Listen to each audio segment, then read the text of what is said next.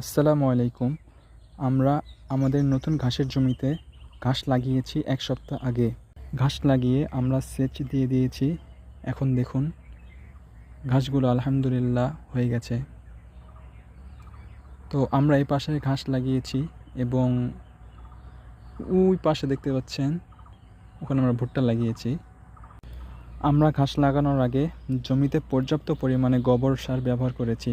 আমরা কি পরিমাণ গোবর ব্যবহার করেছি দেখেন, যে এগুলো পুরো হচ্ছে গোবর, এগুলো পুরো গোবর।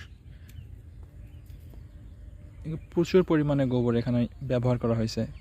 দেখেন মাটি একদম প্রচুর সবুজ হয়ে আছে এবং প্রচুর খাদ্য আছে এই মাটিতে। ঘাসের গ্রোথগুলো কেমন হয়েছে, মাশাআল্লাহ, আলহামদুলিল্লাহ।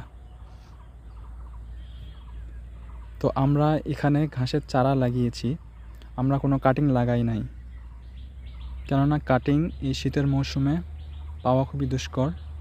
ঘাসের চারা বলতে মূলত ঘাসের যে থোপ হয়, থোপ থেকে আমরা সামান্য একটু করে কেটে নিয়ে এসে এখানে লাগিয়েছি। তো চারা লাগানোর সুবিধা দেখেন, এখানে 1 2 3, তো এখানে 3টা কুশি বের হয়েছে।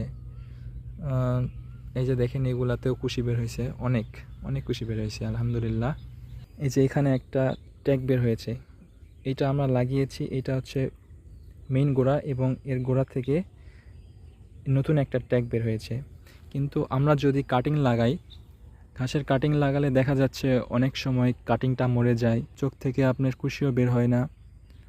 তো চারা লাগালে আপনার গোড়াটা মোটা হয়, থোপটা অনেক বড় হয়। ঘাসের চারা লাগানোর মূলত এটাই সুবিধা। হ্যাঁ, ওই পাশে দেখলেন ওগুলো হচ্ছে পাকচং, আর এগুলো দেখতে পাচ্ছেন এগুলো হচ্ছে নেপিয়ার। আমরা 2 ঘাসে লাগিয়েছি।